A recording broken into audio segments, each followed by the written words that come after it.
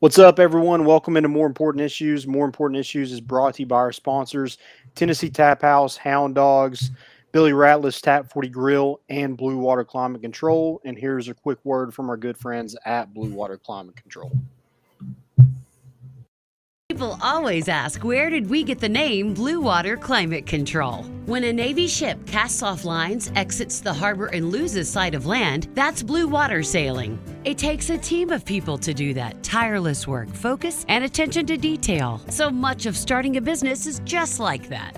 After it's done, you get filled with deep satisfaction for accomplishing something, and it's quickly followed by, now the real work begins. We're Blue Water Climate Control. Vols are back. Yeah, they had us the first half, I'm not gonna lie. Oh, could be Wayne! I think I got my swagger back. Oh! I love it, baby! Them orange britches. Something about them orange britches. Tennessee wins! By Tennessee, Jawan Jennings. Jennings makes the catch. Ball hit high in the air into right field. Going back is Sayre. And Tennessee can say hello, win column. A grand slam in the bottom of the ninth. You can't draw it up any better. We just won a basketball game, and we're very happy right now. I made up my mind. I don't expect to ever look back. I'm going to stay at the University of Tennessee.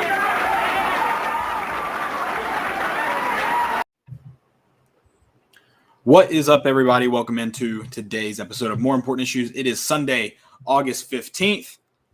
I am getting really in the groove of football season. It's nice to have preseason, kind of get to ease your way in, and I don't go four quarters. I don't watch all four quarters. I got to get my mind prepped. I don't do any pregame activities. I don't want to rush into it. Get any nagging injuries early on in the season. Don't want anything clouding the mindset before actual season begins. But easing into it. And like the fans, I appreciated the fans at the Chargers game. They weren't throwing haymakers. It's preseason for them too. Just a couple jabs to get back into the regular season things. It's been a good preseason so far.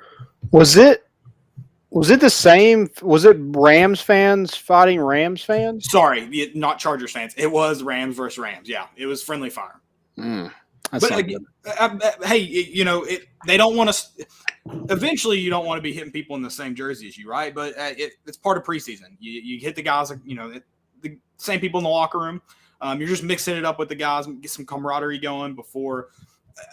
At some point, you want to hit the guys across the line from you. But yeah, it's preseason. Yeah, you're facing a different team now. Practicing against yourself is kind of over. I mean, I guess you got to continue to practice against yourself, but yeah. Hey, but credit to them. They weren't throwing any. There weren't any haymakers there. It was just jabs. Sorry, Chris, you're right. It was Rams versus Rams. Forgive me if I'm just now noticing this, but are we not doing Rit Did to do anymore? I dropped it accidentally, and now I'm just kind of. I'll bring it back. That was the first time I've noticed it. So if you've done it like the past couple of episodes, well, and it's set, and it's second nature. So I don't even know when I'm doing it. Okay, yeah, makes sense. Muscle memory. Exactly. So I'm not sure. It is in the air. I'll say this though. I played golf the last 2 days, and it has been so hot. It's been miserable. I'm not looking forward to noon games here in the first couple weeks. Yeah, my wife keeps saying, "God, I hate games in September." I'm like, whoa. Isn't she like the I love heat? Isn't that her whole shtick? She's from Florida, but yeah, no, she's not. She's not a fan of sitting in the sun and baking at something she doesn't really care about. She doesn't care about it as much as I do. But my argument though is like, if you like the heat, you like the heat. You can't. You can't exclusively be like, because I feel people are like this, where it's like I like the pool. You can't do that. Like I love winter. I love everything about winter. Well, she's also said like this week, like these past couple of days, like I want to go to the pool, but it's too hot to go to the pool. See, that's the problem with heat. That's the problem. So it's There are some games that those noon games. I specifically remember the Ohio game a couple years ago. That one was was just bad. Miserable. Florida in 16 and Ohio in 16. I legitimately thought I was going to die. Yeah, that one was rough too, but at least like there was a good product on the field. Yes. After those first 2 quarters, that it was also made like it a lot better. Florida was like a 4 p.m. game too, so maybe, so at the might have end, even been a night game, but yeah. So you did get the back end of it, and I'll say this, like as much as like it'll be hot, I'll be happy to be in. It's kind of like I like sitting by the pool people. I am that sense, like I'll just enjoy Neyland. Yeah. Just enjoy Neyland. I'm excited for it. We're 18 days away from kickoff. It is a Brian Thursday. Maurer days away. Brian Maurer days away. It's a Thursday night game. I may have doesn't look like any of the Mitchells will be in our seats for that Thursday night game. Work, kids, you know how life goes. I don't have kids. Don't misinterpret that. My brothers have children. So maybe doing maybe have a ticket giveaway. Reach out to me if you're interested. I'm waiting to hear back from some people. But if you're interested, I mean, I'd love for anybody to get to go, whether you're just going to enjoy the game, maybe taking a family member or a kid to their first game. Just let me know. We'll see what we can do. I think we lost Landon. We'll see if we can get him back, or maybe you all lost me. I'm not sure what's going on here. But we are going to talk. See if we can get Landon back. I think we just got him back. We are going to talk about the position preview. Continue that. We've got our linebackers this time around, a pretty thin group. We'll dig into that. Talk about some of the players that have had a good fall camp, as well as we mentioned football being back. Welcome back, Landon. Football being back in Neyland. Walter Nolen was in Neyland, and he solidified his top 3. And we'll discuss all the updated Walter Nolen out of Powell, Tennessee. Yeah. Now we'll talk about those updates. I am back. Terry, my Roomba, got a hold of my cord and ripped it out. So that's awesome. We're back. That's awesome. Damn it, Terry. We've got Vols in the NFL as well, and Nashville just had an amazing goal. Or that was a replay. I'm an idiot. Okay. Anyways, so Josh Palmer knew he was at the Chargers. I just didn't think about it. Turned on that preseason game last night just to, have football on, and Josh Palmer gets the first catch of the game. Yeah, you had 2 pretty, I guess 3 receivers who had a pretty good game. And last night, pretty young guys. Yeah. And it's kind of unfortunate when you look at those 3 were on that same team in 2019 and and I guess they won a bowl game, but whatever. Right. Can you see the lights flickering on my face by chance? I don't think so. Okay, so Nashville must have those LED lights like Bama and Georgia. Okay. And that was, that hurt my eyes. Welcome to the show. That was not fun. Definitely not loving that. I'm out on those, Nashville. We've got our if you got any more questions, drop them in the chat. We've just got what if you fans right now? Epilepsy, like what? I've got to think that's dangerous to the epileptic community. Yeah, I mean, I don't know like what percentage in that stadium would be epileptic, but pretty much all NFL stadiums have that now. Like, what about someone like Justin Fields? Like, he's not the only epileptic in the NFL. Is that the right word? Right. Yeah, that's super. I don't know. Are there epileptic safe lights? I was about to ask, like, maybe because I know they are LED lights. I don't know if that is different and how. Man, but I gotta. They are. Science is crazy, right? I don't know anything about it really, honestly. I just know that the drastic changing of the lights I know can affect it. It sounds like a recipe for disaster. It does. I shouldn't even say I know, though, because I'm only assuming based on the little knowledge I've acquired over my dumb life. So none of that is promising what I've just said. Right. What's the quote in Billy Madison? I give you no points, and may God have mercy on your soul. That's essentially the gist of the show. I have no idea what I'm saying. I just say it, and in the span of an hour and a half, some things are bound to stick. Like I'm bound to get something right. Something's got to be right in the ballpark. So that's why we do it for so long. Yeah. Let's get started with the linebackers. This is a position. Speaking of God, I have no idea what's about to happen. Or, seriously, like, What the crap? I mean, this is a very, very thin position group. You did get in my opinion, probably your biggest transfer. I guess that could, depending on quarterback situation, could change. But I got to think the biggest transfer is at this position. Not only an experienced guy, but also a proven guy in Juwan Mitchell. And so that's I would say that is, as of right now, that is the biggest transfer I think on this team. Yeah, and this group looks a lot different than it did in the spring. You had guys that were suspended with Aaron Beasley and Aaron Willis. You had guys that left the program, obviously, so they weren't available. Henry Toto, Kavaris Crouch, Kevon Bennett, DeAndre Johnson, and then you have guys that were injured as well. Jeremy Banks, Roman Harrison. So it's kind of like Morvin Joseph, Sloan Page, were like the only two available linebackers, inside linebackers, I guess. Outside linebackers or edge guys, I know it's kind of a weird hybrid thing, and I think guys are going to play multiple positions in this defense. But yeah, it looks a whole lot different than it did in the spring. You get guys healthy, you get guys back from suspension, you get some transfers in Juwan Mitchell and William Mohan, and so we'll see. But again, like you said, it's probably the biggest question mark on this team going into this season. I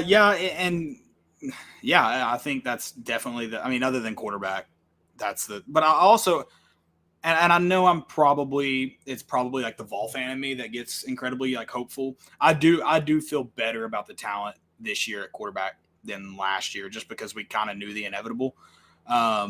So I think quarterback's obviously the biggest question just because of the position it is. Right. Linebacker is, I think the question about linebacker is just like how thin this group is in terms of guys that have put in quality reps. And it's a position group that you need 5 guys to be pretty solid in the course of a game for you. Otherwise, you're losing a lot. Does Tennessee have 5 guys? I don't know if they have 3 or 4 right now that are going to give you, 70, 80 snaps. I don't even know how many offensive snaps teams are getting nowadays. It's been so insane. Wasn't that a thing like coaches were proud of last year? Like Butch Jones was always like, we got this many offensive snaps. Well, how many touchdowns did he score? That's the question. Yeah. But so, there's just so many, you're on the field so much, especially when you can't get stops, you can't get turnovers.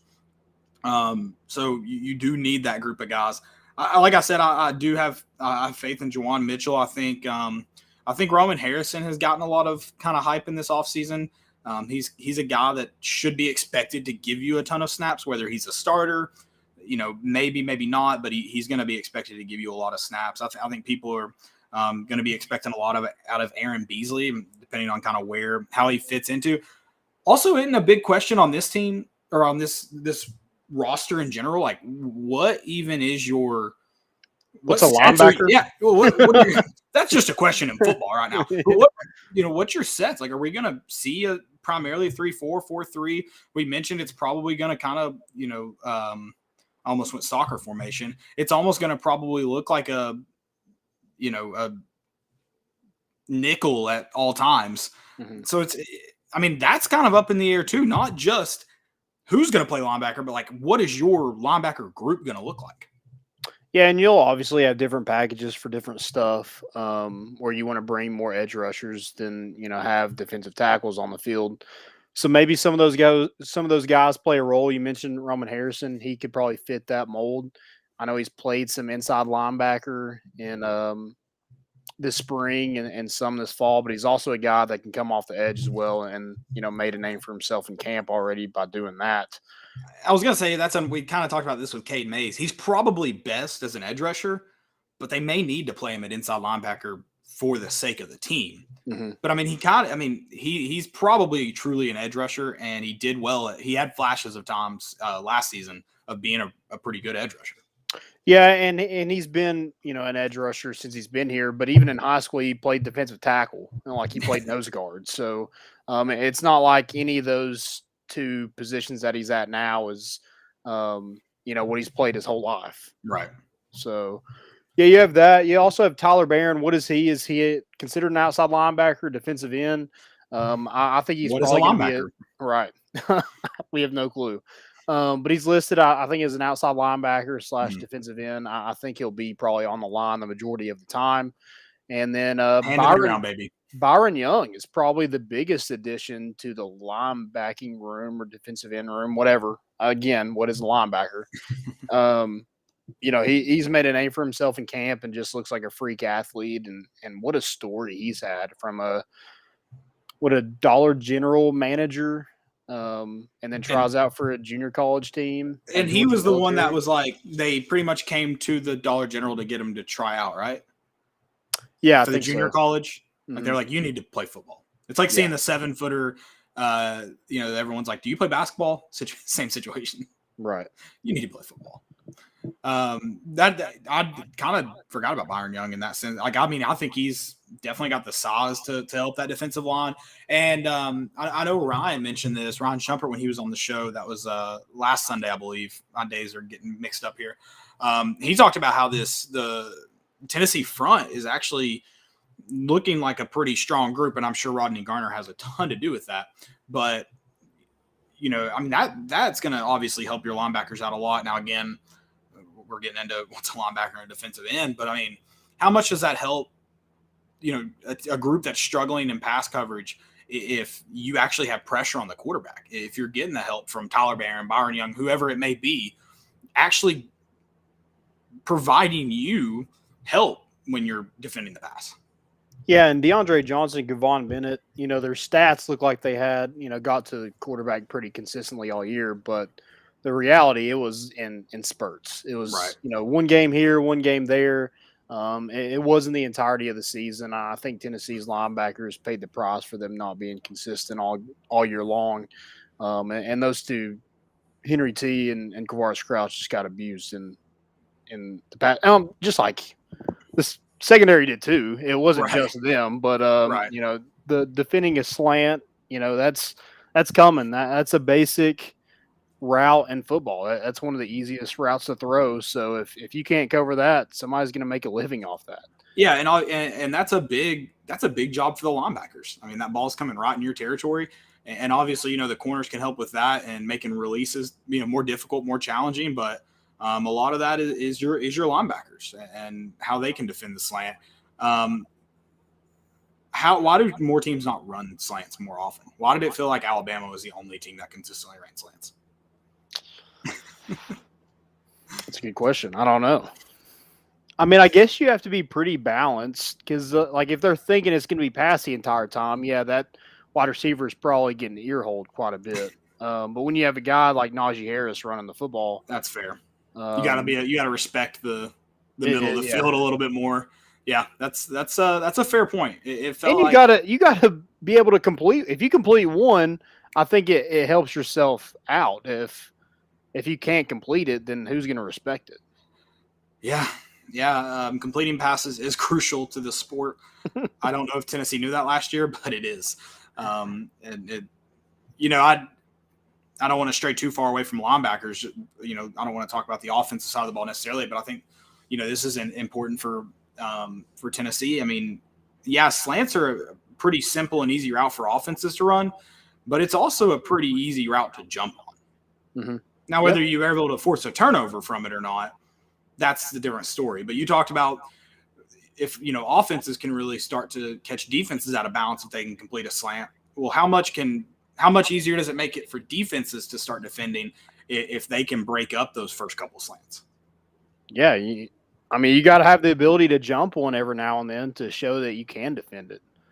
But also a slant route it's weird too because there's so many windows that you can just drop that. It's not like they have to throw it 3 steps and it's coming.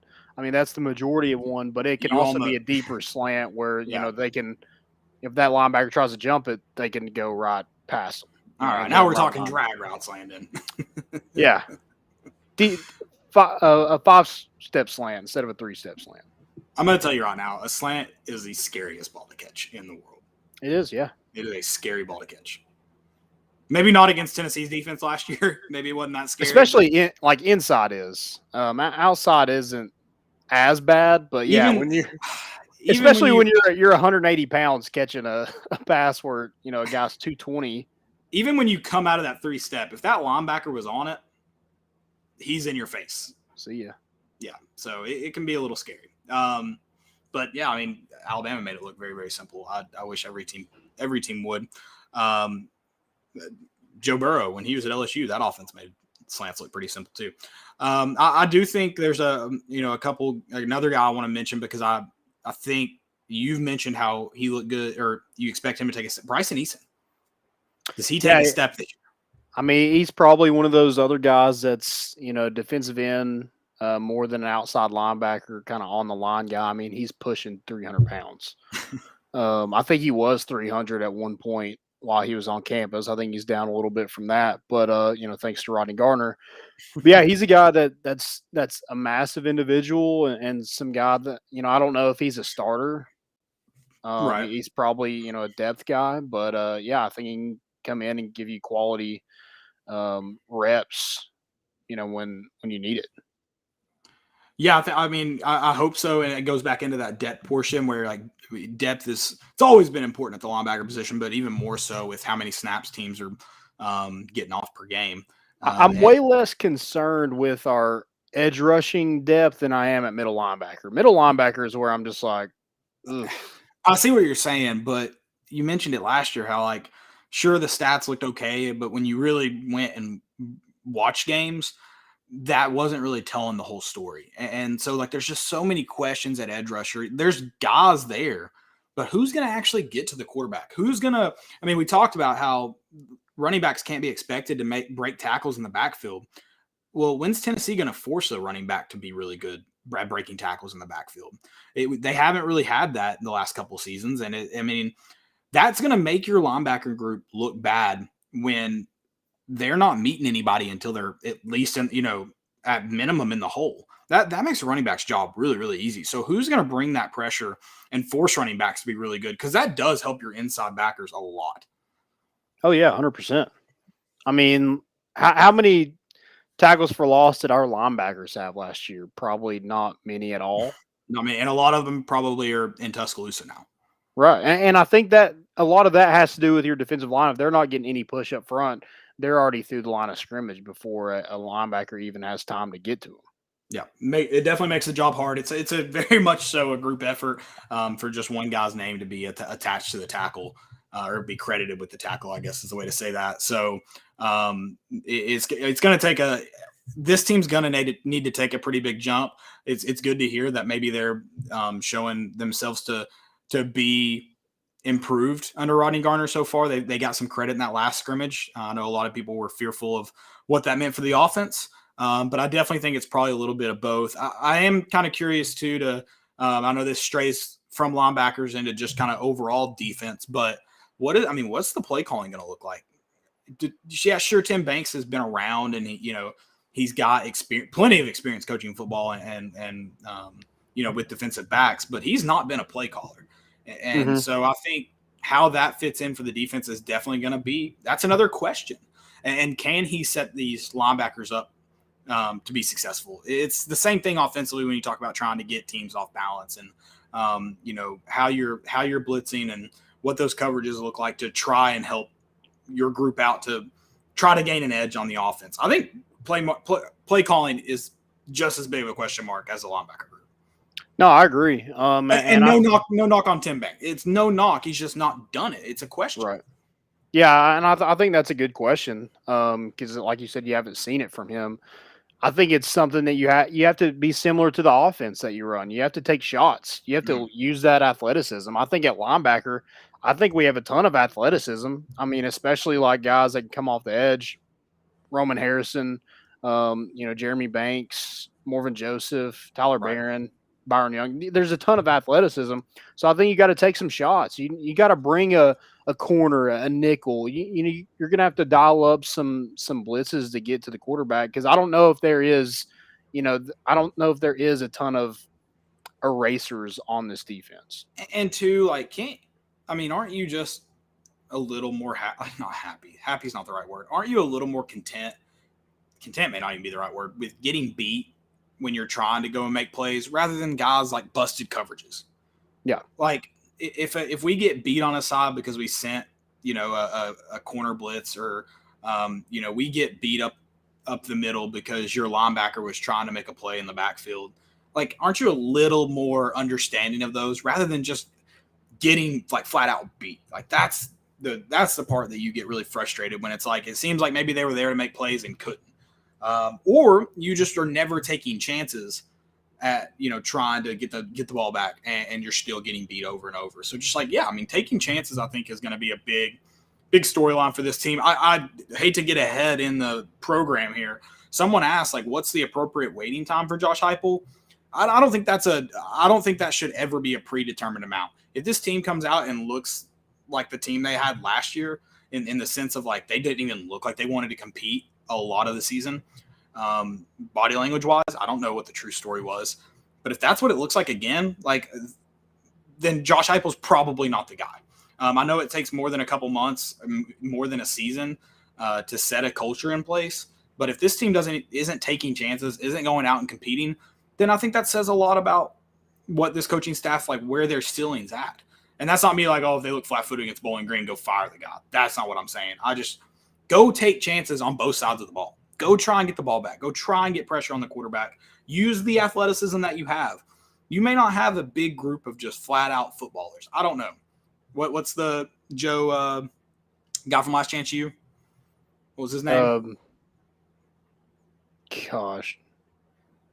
Joe something. Joe something. We'll go Joe something. They had a great quote when it comes to, I think, like athletics. All these dudes are football players. There's a lot of football players on this team, but are there any hoopers? That's what we need to find out. We'll give them chances to go be hoopers.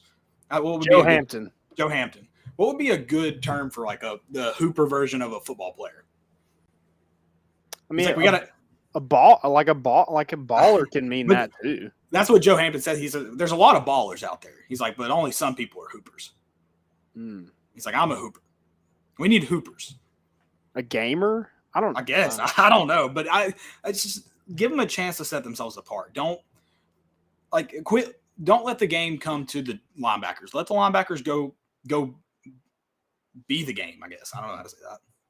Yeah, and I think if you're flying around, Deshaun Rucker mentioned this in his press conference when he met with the media, but he was just like, I'm a freshman. I make a lot of mistakes, but, one thing I can do is fly around and play fast. Absolutely. That should be your whole defense. If you're like your job is to stop the other team, but you might not have the talent that they have on offense, then you got to take your chance to jump a route. If they double move you, then you go you run them down and prevent them from scoring. Listen, Josh Heupel even said it. I can't remember who he was talking penalty. You knock them plumb out of bounds. I can't remember who he was talking to, but he was like, "Hey, we're gonna make mistakes today." He's like, "But we just got to go play. Like we just got to go play." That's the mentality you should have. You should have the Ruckerman. I'm gonna make mistakes, but I'm gonna be out there playing. Yeah. So there you go.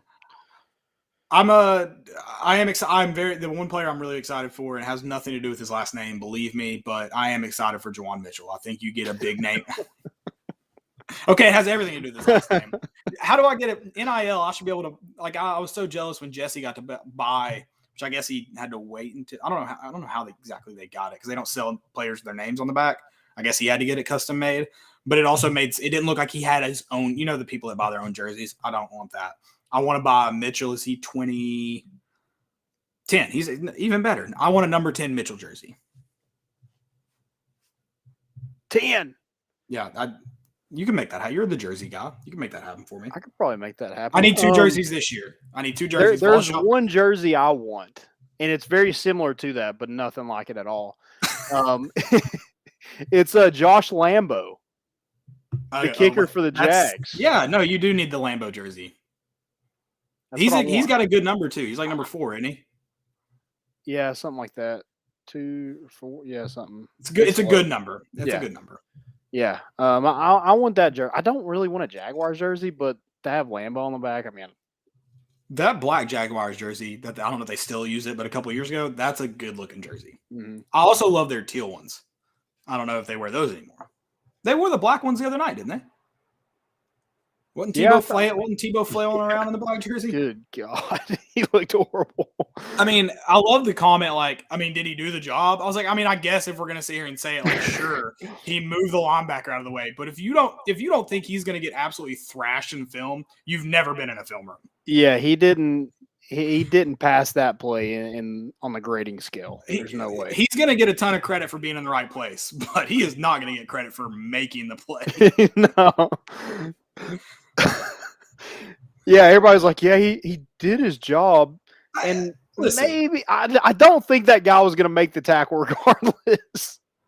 probably he kind of maybe helped Tebow out. I will say that he did. Tebow got him to go away from the play. That's your first goal, right? You don't necessarily have to put hands on him, but I think that also could have been a good fake from the quarterback. I don't know if that had anything to do with Tebow. I think that's one of the. I think that's what we call in the coaching community a learning opportunity. Mm-hmm. It's not necessarily a negative, but it's definitely a learning opportunity.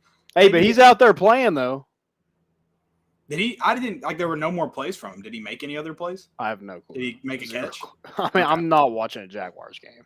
You're not watching a Jaguars preseason game? Come on. What are you even doing with your life? We go with linebacker.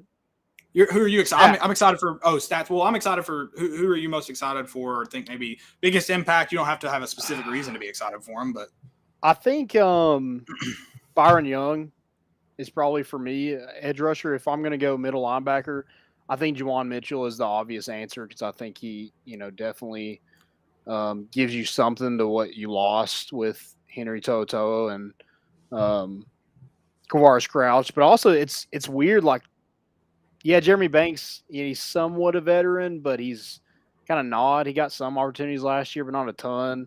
And then Juwan Mitchell's never played in the SEC, so it's completely different ball game. He played at Texas? Not yet. He ain't played in the SEC yet. But yeah, I think that's those two guys are interesting to me. I know Jeremy Banks has lost some weight, got a little thinner, a little quicker out there, so I'm interested to see him. I think they're going to need a lot from Jeremy Banks. He has to improve a ton for, I think, this group to – and I'm not saying last year's group was good by any means. Right. But, I do think you need some playmakers, and Henry To'oTo'o was a playmaker. Yeah. No, for sure. This may come up in stats because I've got one more question. So let's get into your predicted stats, and then I'll drop this one at the end if it doesn't come up. Sacks. This one's tough. And I think this one, like, I may be getting ahead of myself here, but this is the question I have. Tyler Barron is kind of my hot take candidate. I don't think that's a scorching take. I mean, I think it's obviously possible he's probably going to be in the starting role. I just felt like he had put himself in a lot of, kind of like Tebow, had put himself in a lot of good positions last year and just wasn't able to make plays. I've got him pegged to make plays this year. Like I do. I think he was a freshman last year. That game is just a completely different speed. Sure, he kind of has the size, but even if you have the size, like, it still takes time to really build up the strength that matches it. I think a full season in an SEC weight room, he has Rodney Garner now. I really think he kind of makes that next jump. I thought he was there at times a lot last year, both in the running game and passing game. So I'm looking for him to make that next jump. They need the stat, like, who was the closest to the sack? Because I'm going to go with Tyler Barron was probably up there in that number. So my question before you answer sacks, like, do you think he takes that next step? I mean, that's my hope. Like you said, he's kind of put himself in a good position. I think he's done that off the field too, just kind of being that leader. He kind of, you saw him a lot in those videos when it was, Pruitt got fired. He was kind of in the front of the line, directing traffic and things like that. So I think that's a good sign to me as a sophomore, kind of taking it on a leadership role in this team. And, hopefully, it's got to translate on the field. Right. For really the people to acknowledge it. But yeah, I think he's set up nicely to have a really good season. But sacks for me, I'm gonna go Byron Young. Okay. I just think he's different. He's got that athleticism. I think Tyler Barron is interesting to me. And if I'm going tackles for loss, it's probably Tyler Barron. But I think just overall getting to the quarterback at a rapid rate, I think Byron Young might have the edge on Tyler Barron. Okay. Any other statistical questions? Tackles, I got to go Juwan Mitchell. Yeah. He's had over 100 tackles in his, I think, 21 career games at Texas. I just think he led. Did he lead Texas or did he lead the Big 12 last year in I tackles? think he led Texas. I don't know Okay. if he led the entire Big 12. Gotcha. You'd have to look that up. But he finds himself in the mix. So I would agree with the Juwan Mitchell. Yeah, and I think they need a sideline-to-sideline guy like that who's going to get a ton of tackles. You lost that in Henry To'o, so hopefully you've replaced that in Juwan. Yep. What about picks? You think any of these guys have a pick? Have a pick? Oh, how many times has Jeremy Banks had a pick, like either right over his head, pick opportunity right over his head, or hit him in the hands? Well, right before he got suspended, he had one. He led the team with 2. Oh, that's right. 2 in one game, right? Yeah. Yeah, that is right. I feel like he's also kind of been around a lot of them too. So maybe he's an early candidate. I really don't know. And I'd be interested to see kind of Juwan Mitchell where he ranks in that. I know he's obviously with the most tackles, probably more effective in the run game. But when you have a wealth of experience, you probably have a good, knack for where that ball is going to end up. So it probably helps you out. Jeremy Banks is probably the only linebacker on the roster, though, with an interception at Tennessee. Yeah. And I don't think there is a linebacker on the roster that has started at Tennessee. Wonderful. That makes me encouraged. Yeah. I mean, it's a question mark. And, if this defensive staff finds something with this defense, I think they deserve a ton of credit. I think Rodney Garner's group has already looked like they've taken that turn. Mm-hmm. But they also had pretty much all of spring to do that as well. And they got rid of some, locker room issues and stuff like that. You hope. And, you hope for sure. Does Tennessee lose a linebacker coach mid-game? That was a defensive line coach. I'm sorry. Does Tennessee lose a coach mid-game this year? I hope not. Did we ever find out it was the middle of the game or end of the game? How did that? I'm pretty sure it was at halftime. What do you like? Where do you get? Did he have to call an Uber to pick him up from the stadium? Yeah, that's my thought. Like, where do you go? What is that conversation like with the person that has to pick you up? Like, if it's not an Uber, you're like, hey, I need you to come get me. Because you don't have a car at the stadium. Right. Do you think he just walked back to the facility? He probably did. He just started cleaning out his office, right? I wish we had see if we were tailgating at G10, we could have potentially saw him go. Wait a minute. Hey, coach, the game's that way. Oh, that's. What if he just went and started tailgating? That would have been the most if he came out and he if he ever gets an interview and it's so what happened that night? He's like, well, on my way back, I ran into some good folks just watching the game and drinking and having a good time, and I joined in. I had nowhere else to be. I would be like, that's my kind of guy. I would be like, rehire him. Coach is coach. Yeah, bring him back. That's a VFL. That's a guy who really cares. He's just playing the game. It's a child's game. Men just get lucky to be a part of it. I'll say this. I don't think the defensive line got any better when Jeremy Pruitt took over. No, and you can't expect was there no one you could at least bring into the role from off-field coach? And I don't know how those rules are because you just know you're one of two things is going to lose attention. Either the entire team that you're responsible for is going to lose a portion of your attention, or the defensive line that you're responsible for is going to lose a lot of your attention. So something was going to fail. Right. Maybe both did. Weird. I mean, you couldn't have Brian Niedermeyer coach him because, he was busy. He's about as awful as they came as a position coach. Yeah, that wasn't a great run. Anything else for linebackers? No. We'll see. That's about all you can say, really. I think you have some talent. You have some athleticism. These guys just got to go out and make plays. Yep, definitely. Speaking of making plays, let's talk about some of the big players in camp over this last 2 weeks now that they've been in it. Couple scrimmages under their belt. They'll have another one on Tuesday, I believe. Yeah, right before classes start on Wednesday. There you go. It's a good way to get brought into it. Who are some of the names we've heard coming out of here? Who are the guys that you are maybe shocked by or maybe not shocked by? I think you've seen a lot from Tylen Evans, and I'm not necessarily shocked about it because I think he was going to have a big role in this team, but you didn't hear a lot of him in spring. And, I know he dealt with an injury So getting him back to full health and getting him to where he's, really turning some heads, I think it's huge. I think it's going to be huge for this offense to have a guy that can run like he does and also carry that weight behind him as well. Really runs with his pads, falls forward. That's something new Tennessee hasn't had a lot of lately. And has his thighs are bigger than my whole body. It's insane. Yeah, he's got the big thighs. And maybe effective in the passing game too. I know you kind of pegged because of speed with Jalen Wright, but he may be the go-to. Yeah, you've seen him catch a couple of touchdowns in practice and stuff like that. So yeah, probably got decent hands. If they're willing to throw you out on a wheel route of some sort, a deep route, you got to have some pretty good hands. Yeah, absolutely. And maybe that too. Maybe that alludes to the fact of maybe see some 2 running back sets.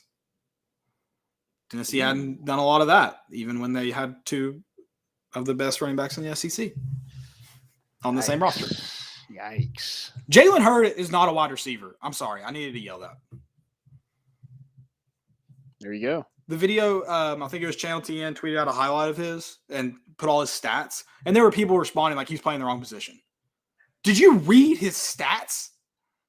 And he was playing the wrong position. And obviously, see this man in high school? And he seems incredibly successful at his new position at the next level. So I don't know. Like who watched Jalen Hurd run the football and go, that got to be really good out wide? There's also another former Tennessee Vol in the 49ers that might be taking his spot. Yeah. Love to see it. We'll get into that, I'm sure. Anybody else that you've heard of? This isn't necessarily like alluding to just like it's I don't know about showing out. It does the talk around camp, and that doesn't really mean a whole lot because media is pretty limited. But I got to think right now Joe Milton's your starter, and so that probably means he's playing the best of them, getting the most reps, or at least it seems like Joe Milton may have whether it be a slight lead. It looks like he may be leading that group, and which I think. To be determined. I know he didn't have a great time at Michigan. My hope for that is maybe it was just he needed sometimes situation. Maybe it was hardball. Sometimes it's just a situation you're in and things can improve. I really thought with the Tennessee, I'm not going to call it a Tennessee curse, but I really thought maybe one guy that left this year, I was a little worried for maybe the mental state of Tennessee fans if he did well. Doesn't look like he's going to do well, so that's good for mental state, not for him. I wish him the best, but that's kind of my hope with Joe Milton, but it does. I got to think with the talk that's come out, it seems like he's got the lead. I mean, physically, the guy's a freak. Yeah. Just looking at him, he looks like a, what was he? I think he was a 4-star out of Orlando. But I mean, the guy looks like he's one of those guys in high school where we saw Elijah Young at South Dual, and you're like, that's a D1 athlete. Yeah. You look at him, that's probably an NFL. Yeah, he's a athlete, freak of nature. Yeah. Other than that, I would say it seems like there's been a lot that have been impressed. Again, it's so just closed. There's only so much the media gets to see, but it looks like at wide receiver, like Jalen Hyatt and Velus Jones Jr. Are doing their jobs, and they're kind of. The things they're seeing from them are the things you would expect to see from those 2 guys that should be your leaders in the wide receiver group. Mm-hmm. Yeah, I think keeping on with those receivers. I've heard a lot about Cedric Tillman as well. Mm-hmm. Doing really good and 50-50 balls, just going and get competitive catches. And I think that's something that, not to say Velus Jones and Jalen Hyatt couldn't do that, but I don't know if that is their specialty. Whereas I was about to say that's not going to be where they really thrive, where Cedric Tillman could. Right. Yep. And I know this podcast has always been high on Cedric Tillman. And in fact, just last episode, 2 episodes ago, I don't know who said it. If you're in here, drop your name. I'll give you credit. They said, look out for Cedric Tillman. They think he's this is maybe I don't know. They said breakout year, but they said to look for him. And I think too, guys like Cedric Tillman, if this offense is able to use the speed that Hyatt and Velus provide, it just gives those guys that really can get into space and just got to beat one guy. It gives them a much easier job to do. Mm-hmm. And so I think it could be a situation where a guy like Cedric Tillman thrives. Yeah, he's just something different that, I don't know if they have a ton of guys like that if they can just go up and get the football like he But can. it goes back into kind of like the slants. You got to make the team respected. If they don't respect the deep ball, well, then, they're not having to put safeties over top to cover it if your quarterback can't throw it or, Mm-hmm. Yeah, if nobody's open, like you need to just throw it up for a 50-50 ball. You need a guy like that on your roster. So is he going to be a starter? I don't know. But I think in this offense, you're going to see a lot of guys get a lot of reps, and I think he's going to be one of them. Yeah, I think you hear his name. I feel like you mentioned Deshaun Rucker earlier in the show. I feel like you've heard a lot about him and mainly his speed. But I'd say the defensive side of the ball, it seems like that's a guy that, again, probably not a starter at least day one, but you may see him on the field playing. Yeah, and Christian Charles is another guy in that secondary we've heard quite a bit about, and just his makeup, how he handles himself. Like we talked about this, I think, a couple weeks ago, where we were talking about the freshmen just get in front of the media, and they seem to handle themselves really well. I thought Christian Charles, that kid sounds damn intelligent. Like there's some like it's like, yeah, I'm doing this, I'm doing that.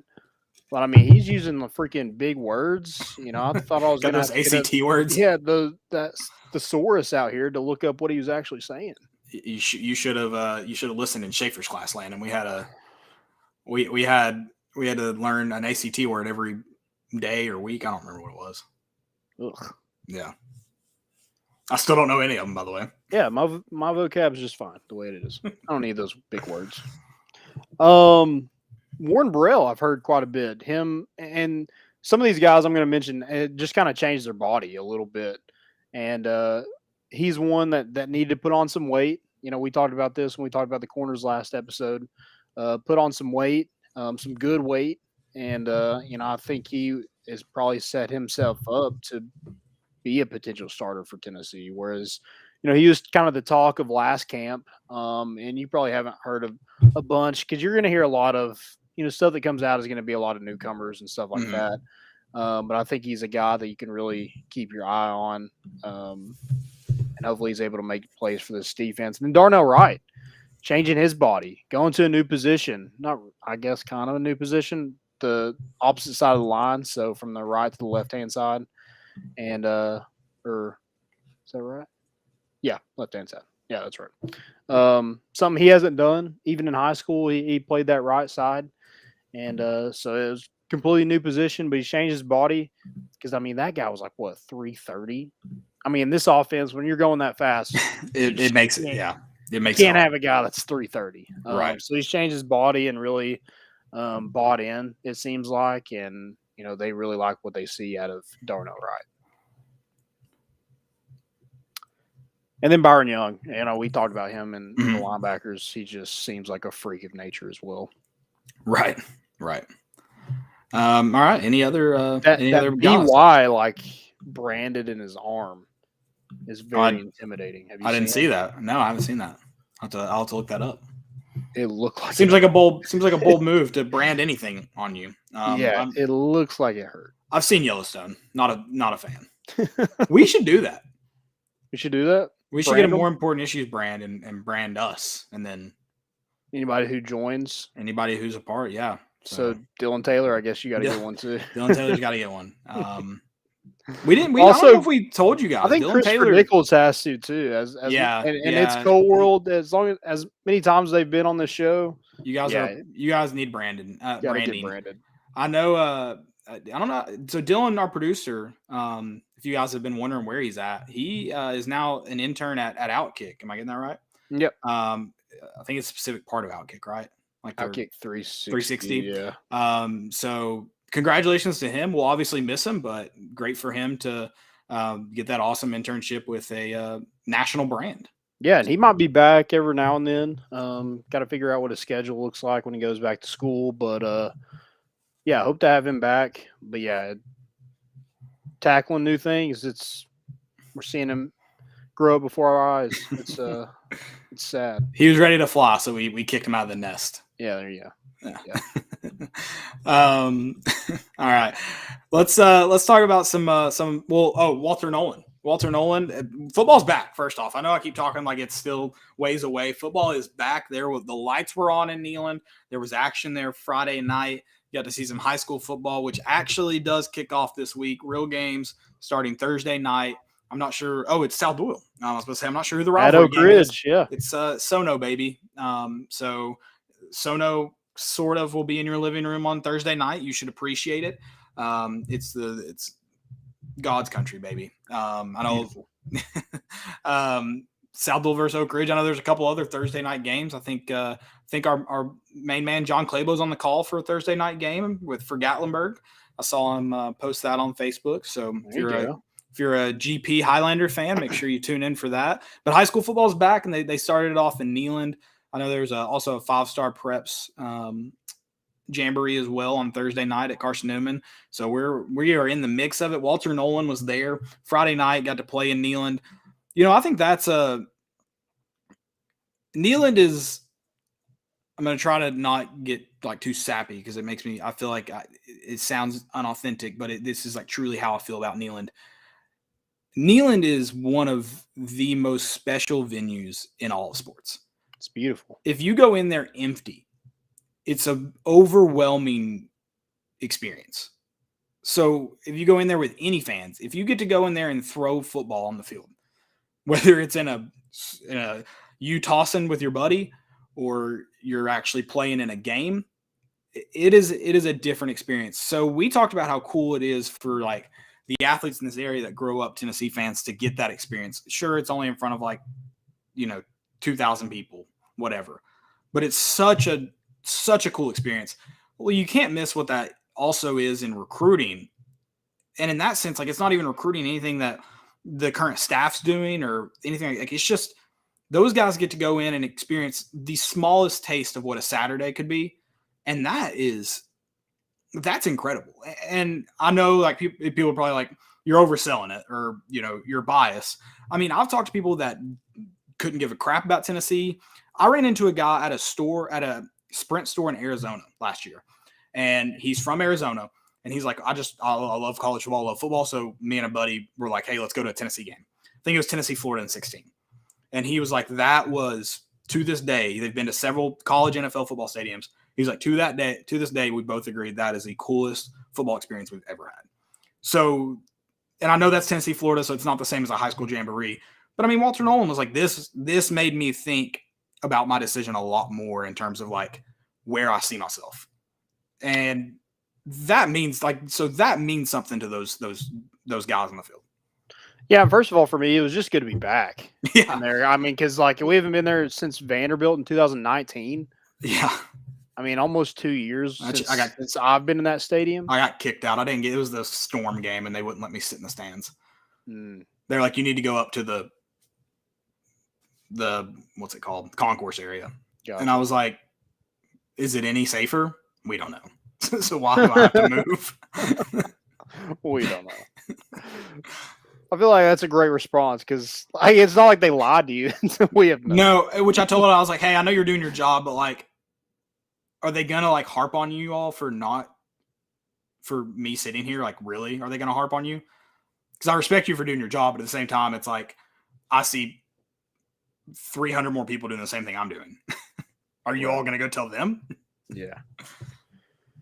So yeah, it was just good to be back. But yeah, as far as Walter Nolen, I mean, again, going back to, hey, that kid looks like a college athlete and a damn good college athlete. Right. And I know like the first thing I saw, he was like one of the last guys to walk out, and there was people that were in front of me where they're like, which guy is the Powell transfer that just got here? I was like, he's the guy that looks like freaking Thanos on the field. Yeah, the largest human being in a 10-mile radius. Yeah. That's him. And like there's people following him around with cameras, pictures. I mean, if that doesn't sell, especially with this NIL stuff, yeah. I mean, that dude, he'll probably be the highest besides Grant Firking, will be the highest paid player on that team next year. Yeah. Yeah. I mean, like, because the local kids are getting a lot of it. Like, Cade Mays is probably the most, Well, and I don't profiting off his likeness. I don't know how much money they're truly making, but they definitely seem to be like involved in a lot of things. I mean, they came up on my Instagram sponsored page yesterday or the other day. Crystal and they have that shirt made. Which I thought Crystal didn't exist anymore. What's going on? I don't know. I don't know either. There's one in New Orleans. There's one on Bourbon Street, and it has a daiquiri machine in it. I'm sure that Crystal smells really good inside. Oh yeah, I'm sure. I'm sure. But yeah, Walter Nolen, dude's a freak. I don't think he played the first play, but he went in the second play, and he was just in the backfield constantly. I mean, there's nobody in East Tennessee, and I'm not trying to, downplay any kid in East Tennessee, but this kid's just different. Like, yeah, if you are able to stop him, you should be very, very proud of yourself. And like he's a big kid, but he's quick too. And they're Bearden's a 6A team. Like they're not like it's not like they're playing Grace or like a small like Kings Academy or something like that. They're playing a 6A team, and they're trying to double team him. And you have something against private Christian schools? You just threw out 2 private Christian schools, and I need to address this with you. I was no.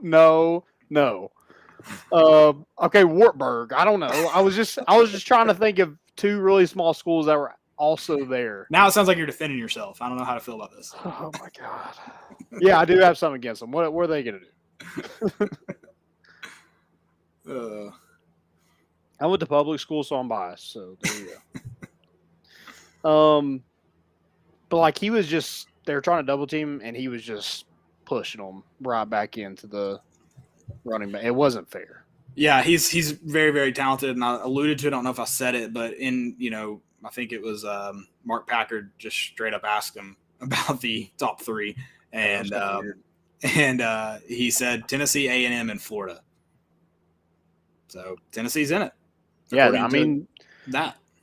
Yeah, it's probably a recruitment that's going to be probably wild and nuts and long, I'm sure. Yeah, I mean Tennessee's got to win some football games before, if they go in, they win 3 games. Walter Nolen isn't coming here. Let's be honest. Right. But I think he does like Rodney Garner. I'm sure Rodney Garner's track record of putting guys in the NFL really has his attention. I'm sure the NIL stuff really has his attention. But he also, kids want to win football games. So Tennessee has to prove they can be competitive and win some football games. Yeah, that's the bottom line with pretty much this entire class in terms of who you get is, can you win? Yep. And so to have him in Knoxville, I think it's huge. It definitely doesn't hurt. But I think there's going to be more to it than just he is in Knoxville and actually played at Neyland Stadium. But anything to sway Tennessee's way, I think it definitely helps. Yeah, I would 100% agree with that. And also, Pal's song is Rocky Top, so there you go. There's my I don't know how to. That's my.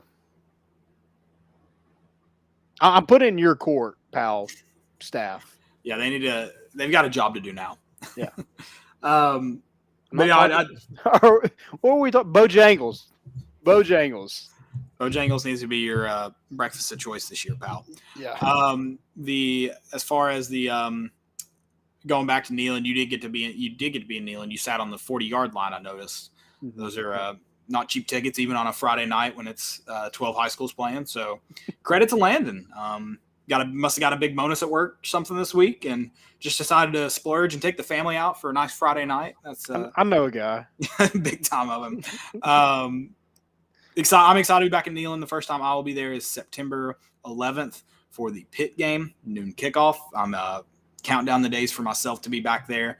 Very, very excited though for Bowling Green and everybody. So that I again was talking to somebody, and I think I figured out that my first memory, I told you that walking through, I have a vivid memory of it, but I don't know what game. I think it was South Carolina in 2003. It was the first game I remember. I needed to check. If it was a night game, it was 100% that game. So I need to check the time of that, but I don't remember. But walking through and seeing the checkered end zones, we walked into gate 11 and we walked out of the concourse at section O. That's my first vivid memory of Neyland. Yeah. So need to find out what game that was. I had to take it in Friday. I kind of. I wish they paint the end zones for that. That'd be so cool. Yeah, I did a little 360.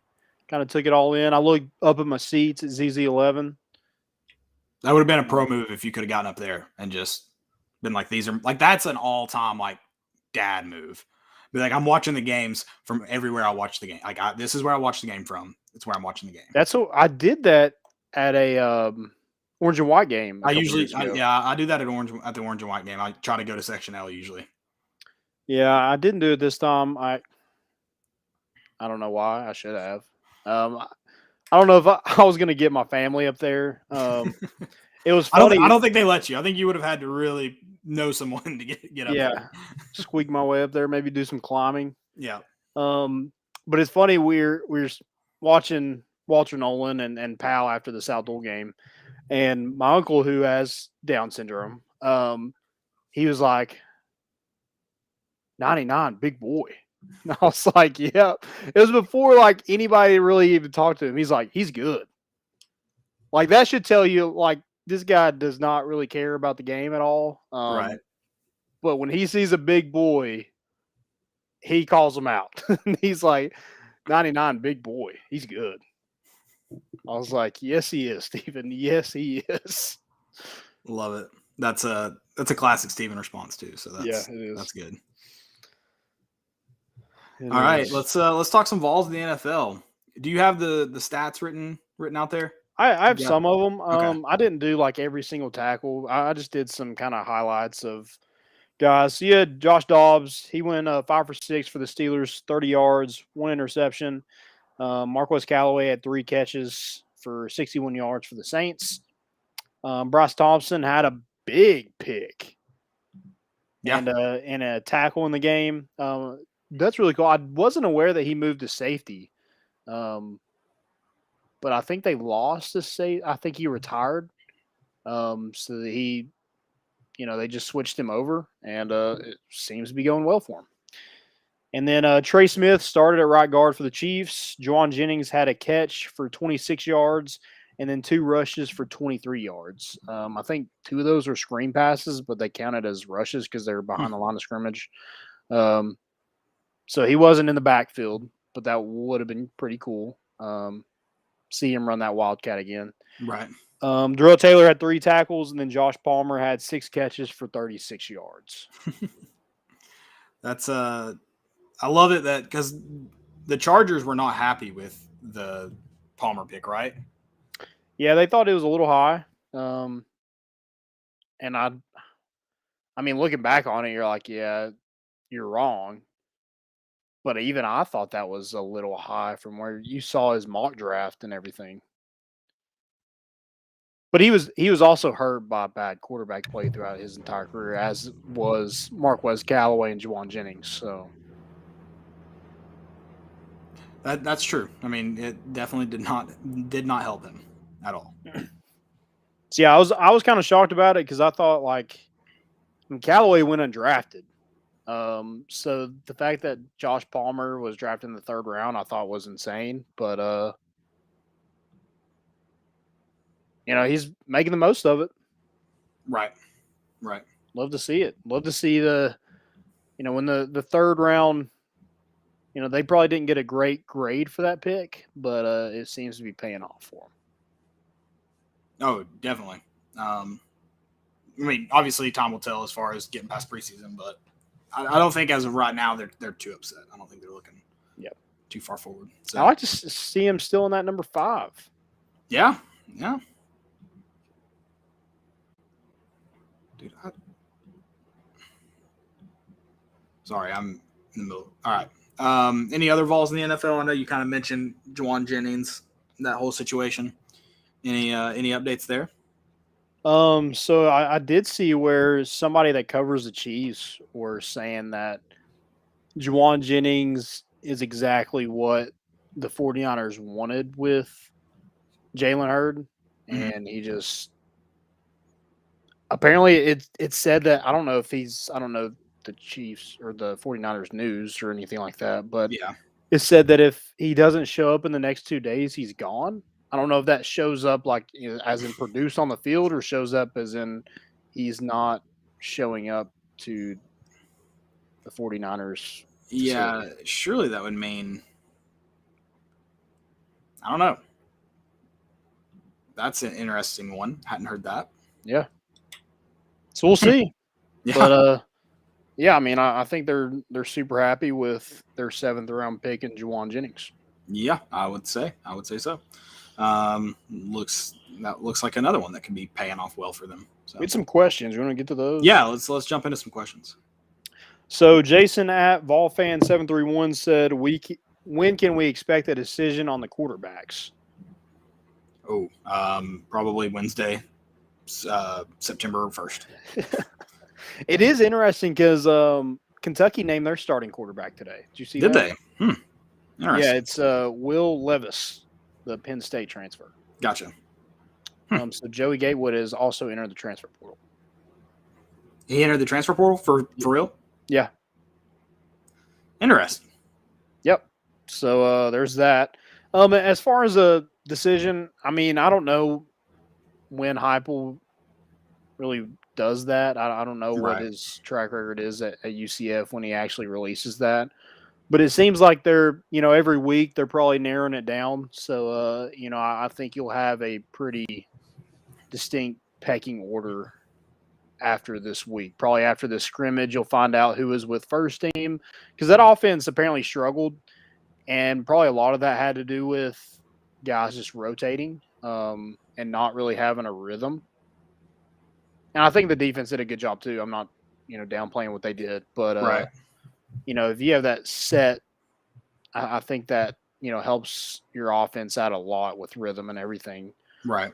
So I think you'll probably see a pecking order this week. Now, that could change. But I think you want to start getting whoever you think is going to be your starter, more with that first team O-line, the first team receivers, running backs, things like that.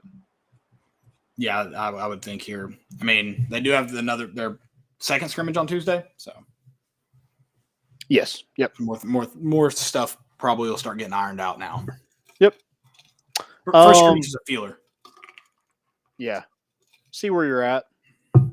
Go fix things. And you probably were getting a lot of guys, a lot of reps too. And you really don't see teams scrimmage like this close together. But with us, moving our game up, and I think with us practicing in the morning, I think you want to get that scrimmage probably before classes started. Yeah.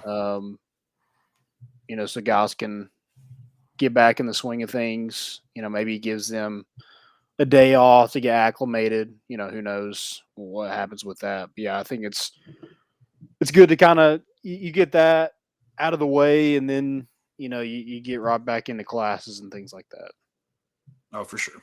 For sure. It's Cold World 7 said, which player are you most excited to see for the offensive and defensive side of the ball, and why?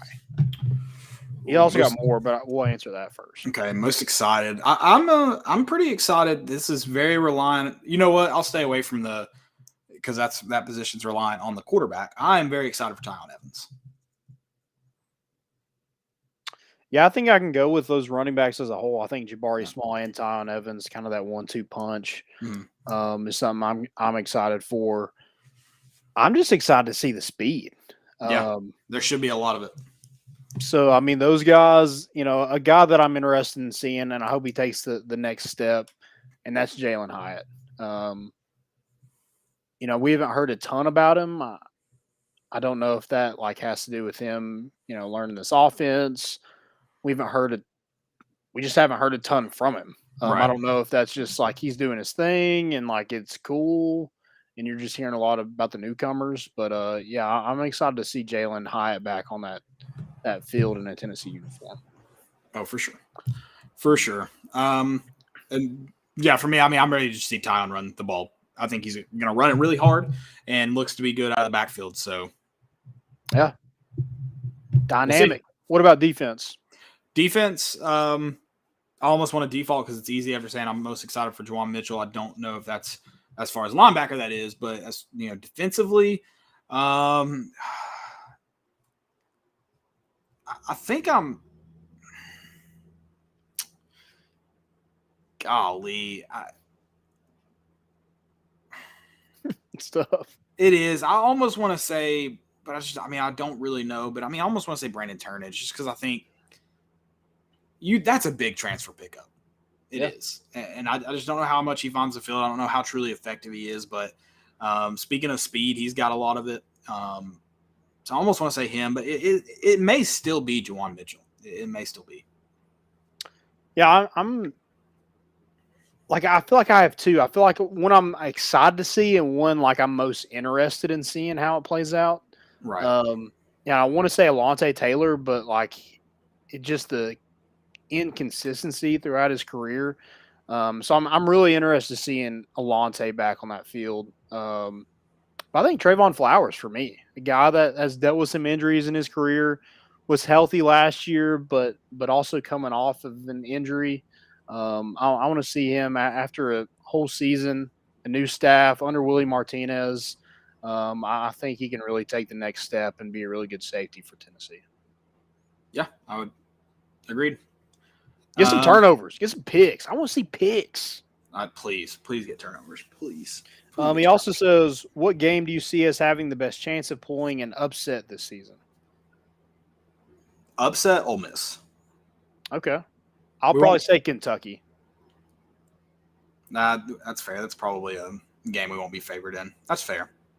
But you're yeah, probably right. I think that's – but if you're talking like a bigger upset, I feel like Ole Miss is probably a better team than Kentucky, so that would probably be a bigger upset. Yeah, I wasn't going to consider Kentucky an upset. I just didn't. They probably will be favored in that game, though, so you're probably right. But if you're talking like true upset where it's like probably a better team, then I would stick with Ole Miss.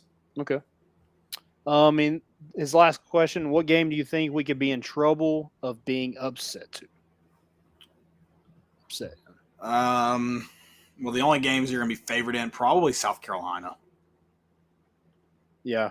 I think the other ones, it's Bowling Green, Tech, South Alabama, and Vanderbilt. And if you lose to those teams, oh, God, I just don't see it being possible. Yeah, I think South Carolina. I also don't know, like, is Pitt going to be favored? I don't know. Yeah, I think Pitt will be favored. I don't think there's any so? doubt. Yeah, they're expected to have a pretty good season. Okay. They returned quite a bit. So. And yeah, I'll probably say South Carolina too. Don't really know what you get from them. They got a new, kind of like Tennessee, new staff, new coach, a lot of new players, a lot of players left. So yeah, two completely different teams that you should probably be favored in after what they did last season. But it's probably going to be a close game. Yeah. Yep. But they did. I saw where Luke Doty is already questionable for game one. I thought it was going to be a lot worse than it was, but he's already questionable for game one. So, well, when do we play South Carolina this year? It's October, isn't it? Yeah, it's October, middle of October for Alabama. Yeah, I think it's. Is it after Ole Miss? I got it right here. No, it is before. It is. What do I do with it? Well, I had the schedule somewhere. I don't know.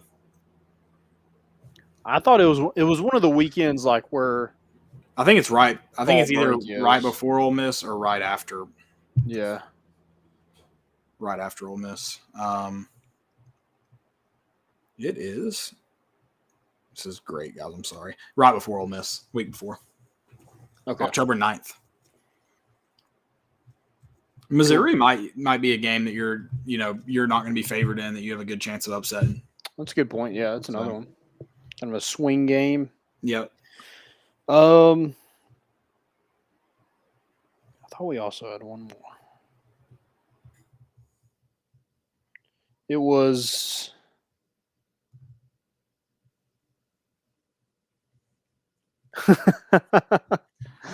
yeah, I've sent in my tape. We're just waiting on some responses.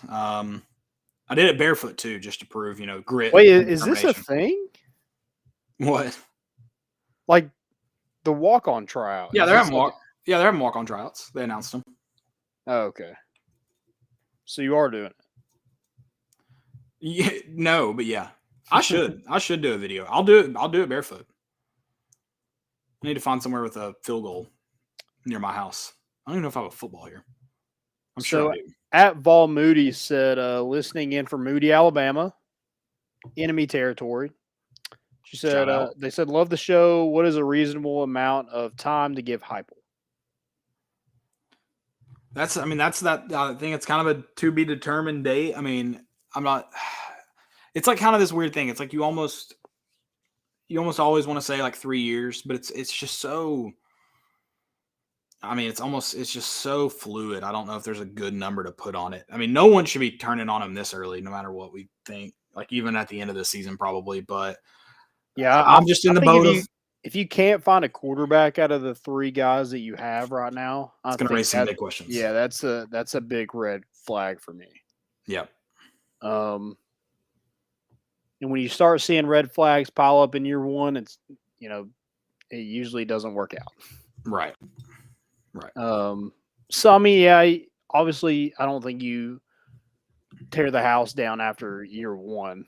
But I think you do need to see strides in year one for anybody to have some expectation that he's going to be here for a couple of years.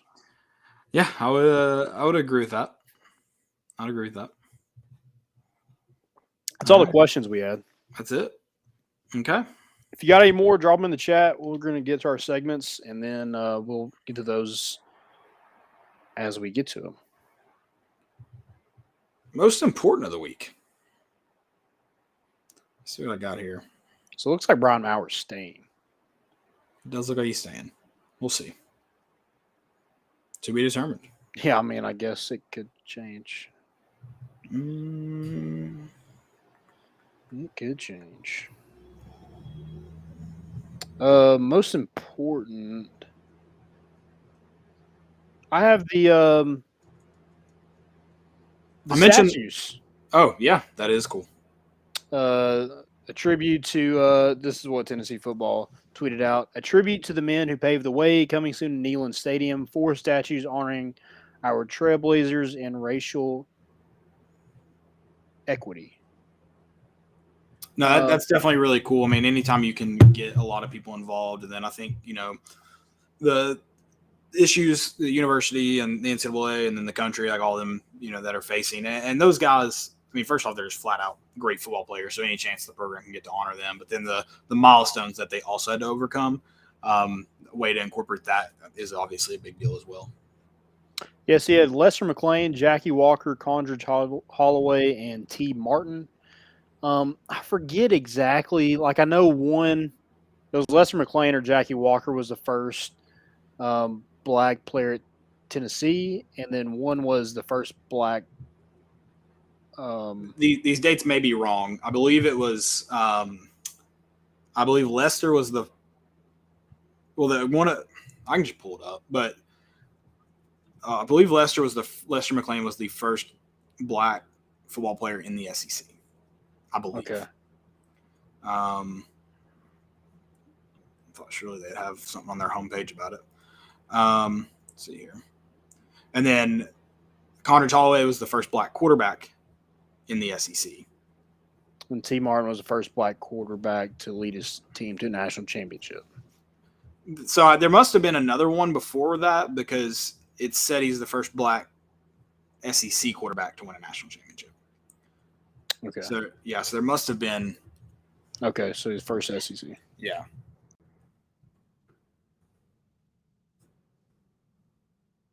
So Lester McLean was the first African American to play at the University of Tennessee.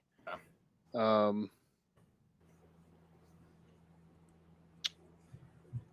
got the whole thing pulled up. Give me just a second here, and I'll be able to tell you. Jackie Walker was.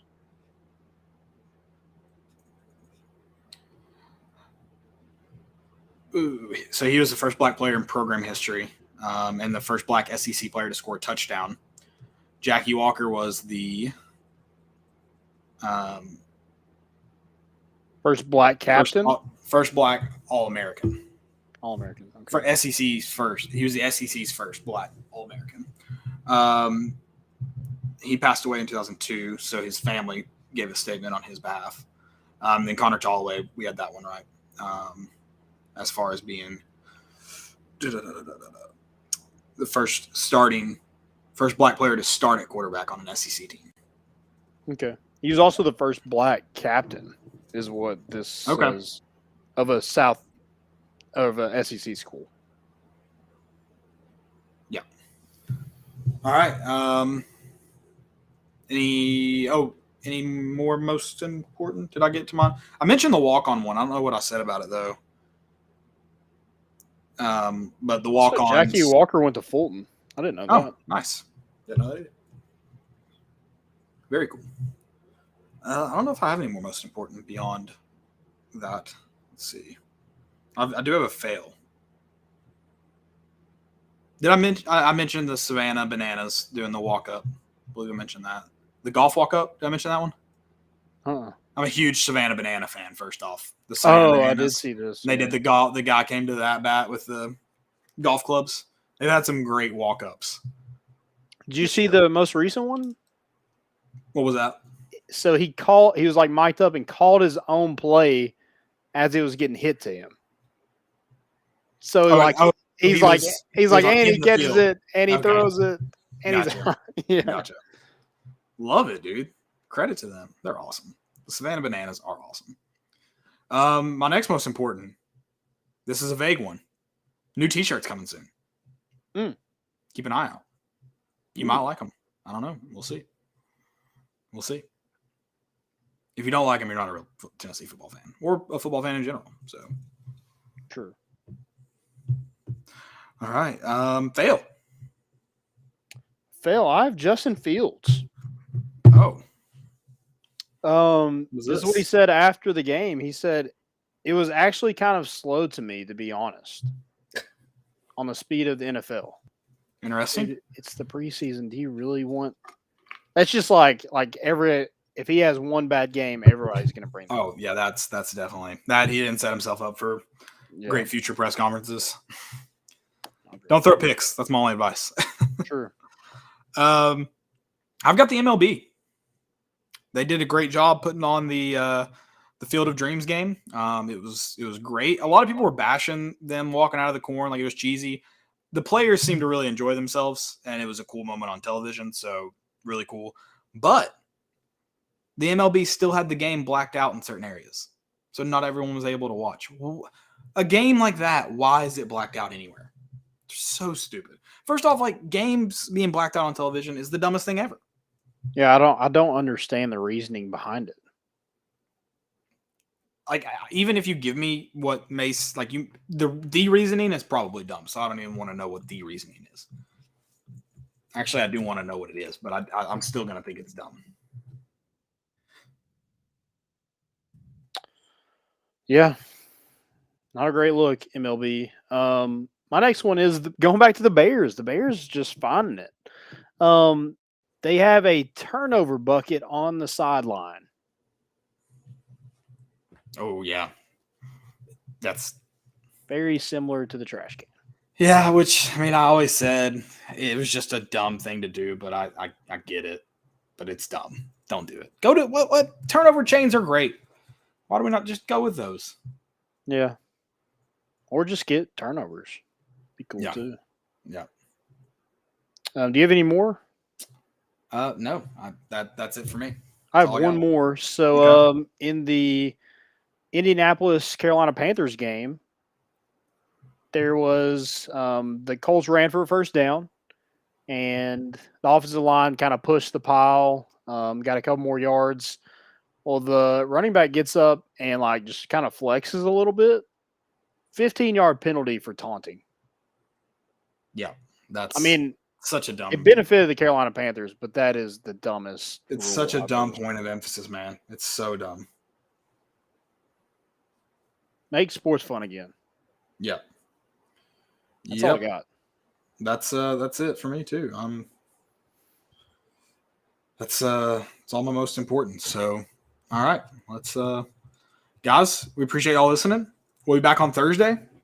Like I said, shirts may be coming soon. They will be coming soon. I don't know when. And brands, right? Yeah, we'll get our brands together. Dylan was in here for a minute. I don't know if you heard that tidbit. You're gonna have to get branded, but congratulations. Again, we appreciate it. Look out for the show if you want to finish up the podcast maybe tomorrow. I actually have it out tonight, but you can list it on your way to work tomorrow. We'll be back Thursday. At that point, just 14 days away from kickoff. You can count it down. It's 17 days now as we wind down. Everybody have a good Monday, good week. We'll be back. Thanks again for listening. Yeah, thanks, guys. We're bringing the boat in, and we